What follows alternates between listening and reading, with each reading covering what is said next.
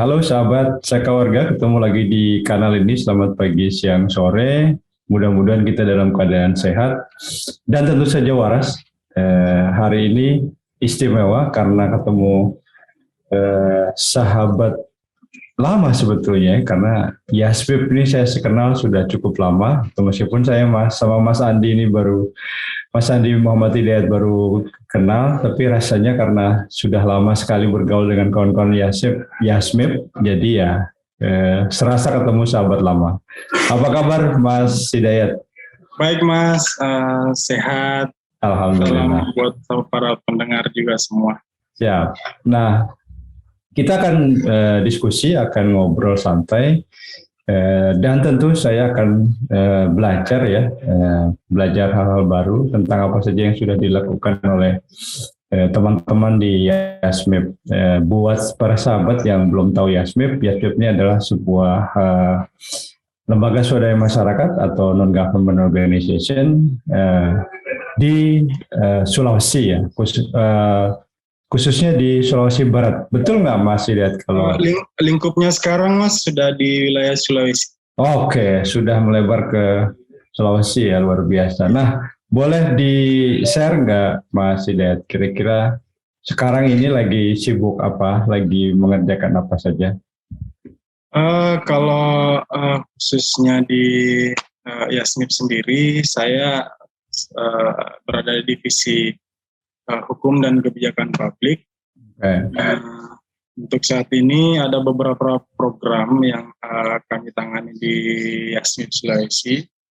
Salah satunya adalah terkait program Madani.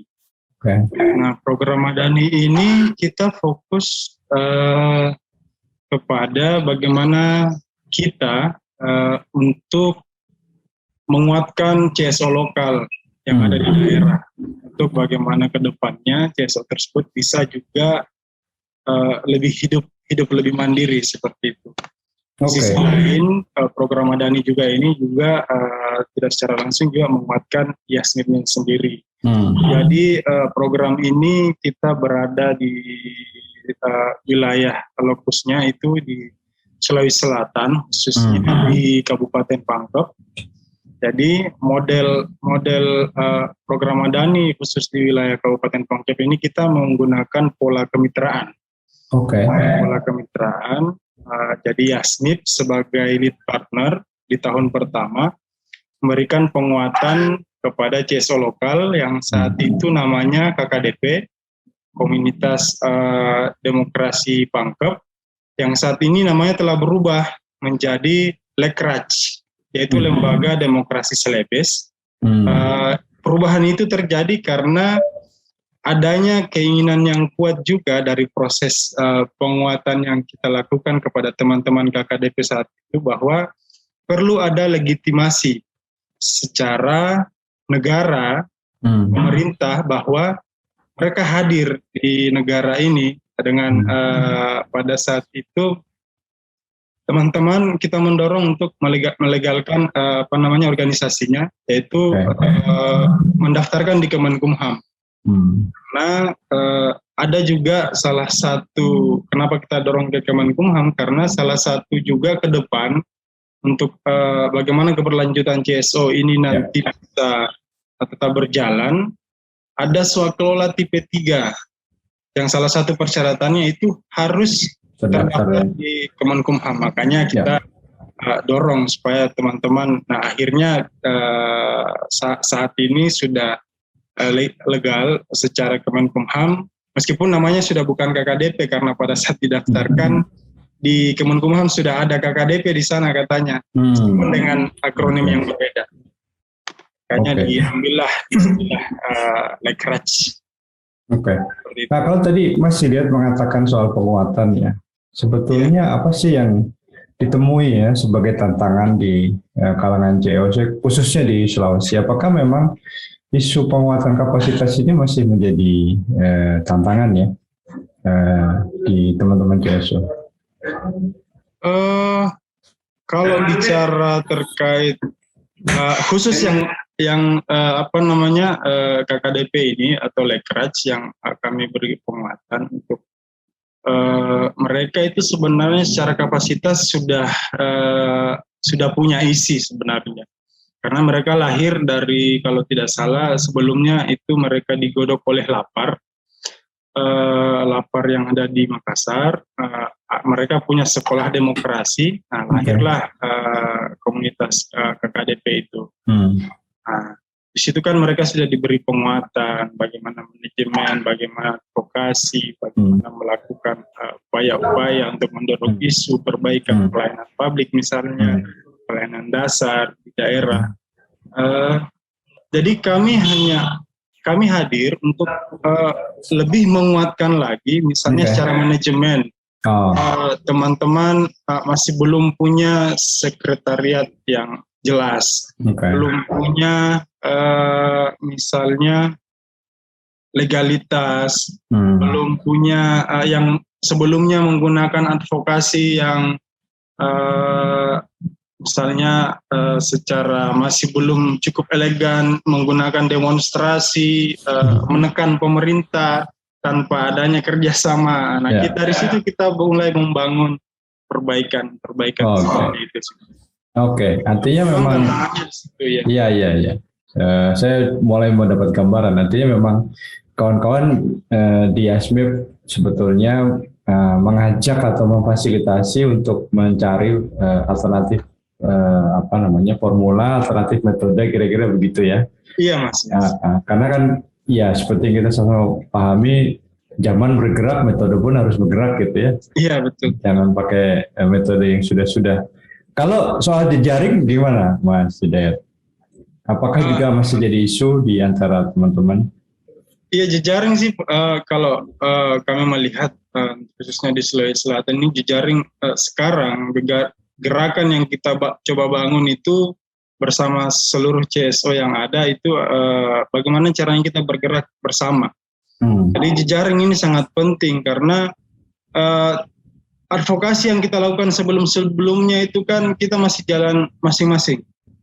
Yang khusus pelayanan publik jalan sendiri, yang CSO memiliki isu terkait kesehatan jalan sendiri, padahal irisannya ada sama. Misalnya pelayanan dasar yang kita ingin dorong bersama. Nah, ini bagaimana kita coba rangkum bersama. Salah satu contohnya misalnya untuk di Kabupaten Pangkep yang kita beri penguatan ke KDP, kita lewat program Madani ini kita juga diberikan mandat untuk bagaimana membuat yang namanya simpul belajar. Nah, di dalam simpul belajar ini ada 7 lembaga CSO yang sama-sama melakukan diskusi, waktu itu kita sudah membuat terbentuk yang namanya simpul belajar Mabaca. Mabaca itu akronim dari Malempu, Barani, dan Carade.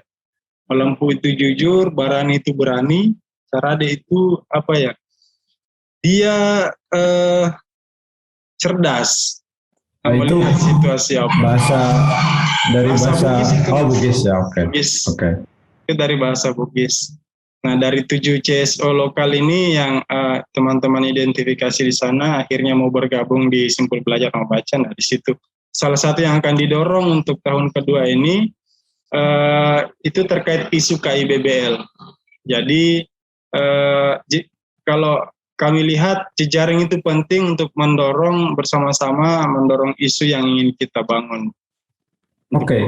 KIBBL itu apa, Mas? Kesehatan ibu dan bayi baru lahir sih, Mas. Oh, oke. Dan memang angkanya masih tinggi ya di wilayah. Iya, lumayan cukup tinggi sih di wilayah program di Kabupaten Pangkep itu masih menjadi salah satu lokus juga dari Kementerian Kesehatan untuk penurunan AKI dan AK.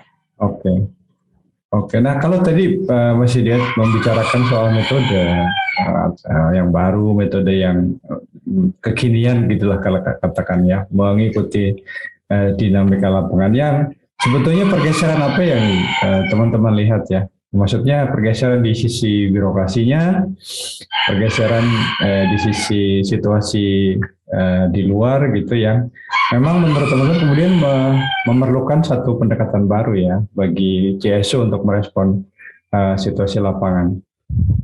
Ya, sebenarnya sih yang kami lihat Sebenarnya kalau dari sisi pemerintah dari dulu sampai sekarang sih mereka masih resisten dengan yang namanya LSM, yang namanya LSM, CSO, yang misalnya kalau mereka datang ke pemerintah diskusi, ya ini ujung-ujungnya UUD ini, ujung-ujungnya ini pasti ada yang diminta ini kalau seperti ini. Nah itu yang kita mau rubah sebenarnya. Kami melihat pemerintah saat ini juga sudah mencoba untuk merubah sedikit cara berpikirnya, bahwa keberadaan CSO ini perlu dirangkul juga karena teman-teman CSO juga ini tidak semua yang istilahnya plat merah yang ingin hanya ada kepentingan tertentu, banyak juga yang ingin membangun daerah bersama. Nah, sebenarnya kami mencoba merubah dari dua sisi, paradigma dari di organisasi perangkat daerahnya, pemerintah, dan di sisi organisasi masyarakat sipil. Karena dua-duanya ini memiliki pemikiran yang hampir sama, Mas. Pemerintah CSO berpikir bahwa pemerintah susah diajak diskusi. Nah, pemerintah juga bilang seperti itu juga sih, mereka menganggap bahwa CSO ini dia ada maunya baru mau diskusi dengan pemerintah daerah. Padahal merekanya keduanya ini saling berhubungan sih sebenarnya. Salah satu yang kami coba bangun kemarin itu kita dorong Simpul Belajar ini mendapatkan ruang dalam pemerintah. Akhirnya kita buat diskusi dan mereka akhirnya Bapeda di Kabupaten Pangkep itu memberikan ruang untuk teman-teman Simpul Belajar. Jadi di dalam sudah ada Lekraj, ada beberapa organisasi CSO yang lainnya, 6 kalau tidak salah itu. Itu mereka diberikan ruang untuk melakukan pendampingan di 38 kelurahan, melakukan musrembang istilahnya hybrid offline online seperti itu. Jadi mereka diberikan ruang itu, Mas. Akhirnya dari situ sedikit demi sedikit pemerintah melihat bahwa ternyata di Pangkep ini ada juga CSO lokal yang bisa diajak kerjasama, bukan hanya terus menekan tanpa memberikan solusi seperti itu, Mas. Oh iya, saya membayangkan memang situasinya pasti itu sudah terjadi cukup lama ya. Artinya keberadaan kawan-kawan atau CSO yang memang tadi dibilang sama Mas Andi ujung-ujungnya uang, itu memang mungkin sudah lama ya keberadaannya, sehingga memang kemudian pemerintah punya anggapan begitu. Dan saya kira itu bukan hanya di daerah Sulawesi ya, di tempat lain juga itu hal yang umum sebetulnya. Nah, tapi ya gini, nah setelah terjadi katakanlah kolaborasi gitu ya, mulai dibuka pintu, adakah tantangan baru yang ditemui, Mas? Maksud saya dari sisi tuntutan akan kapasitas, tuntutan akan ya bagaimanapun juga ini kan berkomunikasi secara intens, berkolaborasi dengan pemerintah tentu membutuhkan satu usaha untuk terus menjaga ini kan. Yang lain kan kita juga tahu pemerintah bekerja berdasarkan target juga gitu, berdasarkan kerangka waktu gitu. Dan logikanya kan pasti butuh penyesuaian lah gitu ya. Cara pemerintah mengelola program, cara kawan-kawan CSO selama ini juga katakanlah melakukan advokasi gitu. Saya membayangkan ini kan pasti ada dua dunia yang berbeda yang bertemu dan pasti butuh penyesuaian tuh, Mas Hidayat. Iya, Mas. Jadi kami mencoba mendorong teman-teman CSO lokal di daerah, khususnya di Pangkep itu, ketika mendorong isu itu harus melihat momen yang ada. Karena misalnya kalau kita bilang, kenapa jalan ini rusak, tidak dianggarkan, tidak diperbaiki. Nah kan ada siklus perencanaan penganggaran, yang itu ketika tidak kita masuk di situ untuk mendorong misalnya ada usulan-usulan seperti apa untuk membangun daerah, itu akan sulit untuk pemerintah daerah. Mereka juga ada beban sebenarnya di sisi pemerintah, ada beban bahwa ketika langsung tiba-tiba menganggarkan sesuatu tanpa adanya perencanaan, mereka yang akan ditangkap, mereka yang akan diaudit. Nah, makanya pola yang kita bangun adalah ketika ada momen misalnya penyusunan RPJMD, nah kita coba memasukkan isu misalnya isu KIBBL ke dalam dokumen perencanaan dan dokumen perencanaan tersebut di RPJMD, supaya ketika kita mendorong di penganggarannya nanti sudah ada cantolan langsung.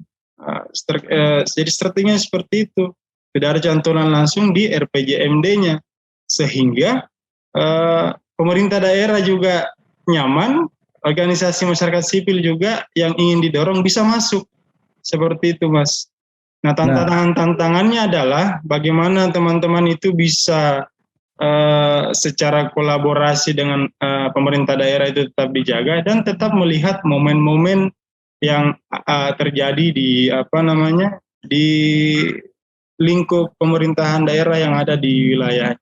Seperti itu sih, Mas, karena kalau lewat momennya, misalnya kemarin kan Pangkep baru sudah pemilihan kepala daerah, yang jadi ada bupati yang baru, kemudian penyusunan RPJMD yang baru, malah kemarin kita karena melihat momennya ini penyusunan RPJMD, kami meminta ke Bapeda untuk membuat diskusi konsultasi publik khusus untuk membahas terkait KIBBL yang tadi. Jadi pemerintah daerah juga mengatakan bahwa ini pertama kali kami lakukan untuk membuka konsultasi. Kan biasanya konsultasi publiknya secara umum dibahas, itu kami juga hadiri. Tapi kami mendorong bagaimana kalau ada diskusi khusus konsultasi publik yang membahas isu khusus. Nah, itu kemarin Bapeda menyetujui dan semua teman-teman Simpul Belajar, Lekraj, dan kami Yasmib juga ikut mendampingi, menyampaikan bahwa ini ada kondisi yang perlu kita kerja bersama, kita perlu perbaiki bersama, ya, khususnya di isu kemarin KIBBL yang sampai sekarang ini untuk tahun kedua, Lekraj akan menjadi lead partner, jadi bukan Yasmib lagi yang jadi lead partnernya. Syukurnya karena Madani melihat bahwa hasil kerja selama 1 tahun menunjukkan bahwa Lekraj sudah pantas untuk diberikan mandat sebagai lead partner untuk mengerjakan isu tersebut. Jadi Yasmib didorong menjadi DSP kalau tidak salah. DSP itu District Support Program. Jadi kami mensupport kerja-kerja teman-teman Lekraj. Jadi tetap sebagai organisasi CSO yang sebagai mitra secara tidak langsung kami berada di belakang layar. Seperti itu, membantu kerja-kerjanya teman-teman Lekraj. Artinya ini juga salah satu keberhasilan kawan-kawan Yasmib ya untuk mendorong katakanlah level kapasitas kan, karena ini artinya langsung mengelola program itu kan juga membutuhkan prasyarat kapasitas toh. Sebenarnya bukan dari Yasmibnya juga, kemauan dari teman-teman Lekraj juga untuk mengupgrade dari sisi individu bahkan dan kelembagaannya sendiri, ya mereka punya kemauan, Mas. Awalnya Lekraj ini tidak punya sekretariat, jadi dibuat maksud saya kan kemarin itu mereka sudah punya sekretariat tapi masih di warkop. Nah, kalau orang mau diskusi di situ kan banyak orang, susah. Jadi kami mendorong kemarin ada ruangan khusus yang dibuat untuk diskusi khusus teman-teman Lekraj. Akhirnya sudah ada di Januari 2021 itu sudah mereka tetapkan bahwa ini ruangan sebagai kantornya Lekraj. Kemudian mereka mendorong untuk pengesahan Kemenkumhamnya. Itu kan juga butuh uang itu kan, Mas. Tanpa ada kemauan itu tidak bisa terrealisasi.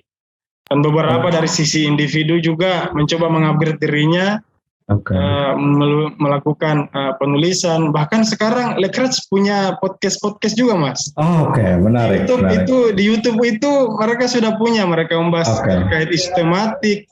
Sudah berapa podcast ya itu kalau tidak salah? Ada 4 ya kalau tidak salah. Mereka menghadirkan kepala direktur rumah sakit untuk berdiskusi terkait bagaimana kesehatan di Kabupaten Pangkep bersama kalau tidak salah Pak Nawir waktu itu sebagai FC-nya Madani di wilayah Sulawesi Selatan. Mereka diskusi banyak hal. Mereka juga mengundang kalau tidak salah UMKM untuk diskusi anak muda. Ini menunjukkan bahwa di Pangkep ini ada anak muda yang kreatif. Intinya mereka terdorong untuk seperti itu, Mas. Dari hasil yang digodok oleh teman-teman Madani. Kami cuma perantara sih, Mas. Oke. Memang biasanya kalau provokator tuh kan ngaku ya. Jadi ya. Nah, tapi balik ke intervensi di katakanlah perencanaan gitu ya, penganggaran. Nah, ini menurut saya menarik ya, karena yang saya pahami, kalau kita mau masuk ke wilayah itu, artinya kan kita masuk ke wilayah-wilayah yang sebetulnya teknokratis ya, Mas Hidayat ya. Kita harus baca dokumen, kita harus mengingat betul siklus perencanaan. Lalu kalau memang ada concern di dalam dokumen itu, katakanlah misalnya kita bicara RPJMD gitu ya, ada concern, ada catatan, lalu kemudian kita akan berusaha memberikan masukan, dan tentu kita akan melakukan riset kan biasanya ya, ada data, ada apa namanya, hal-hal yang bisa jadi ini bertentangan sama sekali kulturnya dengan kawan-kawan yang biasa advokasi di lapangan gitu. Nah itu dilihat juga nggak, Mas Ide? Iya, Mas. Jadi sebenarnya SMIP ini di awal itu sudah punya modal sosial, Mas, di Pangkep. Dari sejak 2016 kalau bukan 2017 itu kita sudah ada program di sana melalui dengan TAF kalau tidak salah waktu itu terkait sosial akuntabilitas dan partisipasi publik kita dorong. Kemudian masuk di tahun 2019 ada program Kompak terkait bagaimana menguatkan BPD sebagai salah satu mitra pemerintah desa untuk mendorong desa bisa menjadi desa mandiri. Kemudian setelah itu masuk program Madani ini. Jadi di pemerintah daerahnya itu Yasmip ini sudah dikenal di awal. Ibu Ros juga sebagai direktur eksekutif sering dipanggil untuk memberikan penguatan kepada pemerintah daerah, misalnya bagaimana menyusun perencanaan dan penganggaran yang responsif gender dan inklusi. Ibu Ros juga sebagai mentoring untuk APE-nya, Anugerah Parahikata Ika Peraya untuk pemerintah Kabupaten Pangkep. Nah, modal-modal sosial itu yang kami gunakan, istilahnya kita manfaatkan, ada relasi yang sudah terbangun di dalam. Kita juga sebenarnya memberikan bagaimana pemerintah daerah ini bisa percaya kepada teman-teman Lekraj karena kita yang mendampingi, bukan memberikan saja misalnya ini ada CSO silakan diajak kerjasama. Jadi kami juga memberikan penguatan, Mas, kepada teman-teman CSO. Memang sih di diskusi awalnya kemarin bagaimana kita mau mendorong sesuatu usulan kalau kita tidak punya data misalnya seperti itu, Mas. Nah, teman-teman, waktu konsultasi publik itu kita sudah membuat policy brief, Mas. Sudah ada policy brief yang kita bangun bersama teman-teman Simpul Belajar, bersama teman-teman Lekraj dan Simpul Belajar itu. Waktu itu kalau tidak salah ada penguatan sampai 4 hari menggunakan teknik pohon kerangka pohon yang kita susun, kemudian akhirnya lahirlah sebuah policy brief dari dasar itu. Nah, karena isunya terkait KIBBL, makanya itu yang kita dorong waktu itu. Karena memang di tahun kedua kita akan lebih fokus mendorong isu tersebut. Di tahun pertama bagaimana kita menguatkan, bagaimana membangun jaringan. Nah itu setelah itu dilihat telah terbangun dan cukup memadai, akhirnya isunya yang di tahun kedua ini kita akan dorong. Memang tidak tidak mudah Mas, karena melihat dokumen-dokumen misalnya RPJMD kemarin teman-teman waktu kita berikan penguatan juga, jadi ada penguatan khusus untuk bagaimana membaca RPJMD itu, teman-teman melihat wah ini ternyata pendapatnya teman-teman luar biasa ya, dokumen seperti ini. Ternyata kita teman-teman CSO selama ini hanya teriak-teriak tapi kita tidak pernah tahu isinya seperti apa. Ternyata ribetnya isinya itu seperti apa. Akhirnya teman-teman kita perlu kami juga memberikan kalau tidak salah pelatihan singkat terkait bagaimana siklus perencanaan dan penganggaran. Kami juga sedikit memberikan pengetahuan bahwa dokumen-dokumen perencanaan dan penganggaran itu seperti apa. Lebih khususnya nanti di tahun kedua ini kami akan mencoba mendorong mereka membedah dokumen-dokumen itu sampai di tahapan analisis seperti itu Mas. Karena memang kalau teman-teman tiba-tiba teriak saja tanpa menggunakan data ya, pemerintah daerah kan mereka melihat isu yang didorong apakah punya data yang jelas atau tidak. Intinya kita mendorong teman-teman untuk mengadvokasi berbasis data seperti itu sih. Ya, saya kira ini jadi tren ya, jadi kecenderungan dan saya kira keniscayaan. Karena kalau tadi kawan-kawan masuk dari RPJMD, saya kira kan kemudian tantangan berikutnya mengawal ya. Kalau usulannya sudah masuk, kemudian memastikan ini turun menjadi ranseranya organisasi perangkat daerah, lalu kemudian memastikan indeks kinerja utamanya formulasinya pas, lalu mengawal anggarannya setiap tahun gitu. Saya kebayang sih.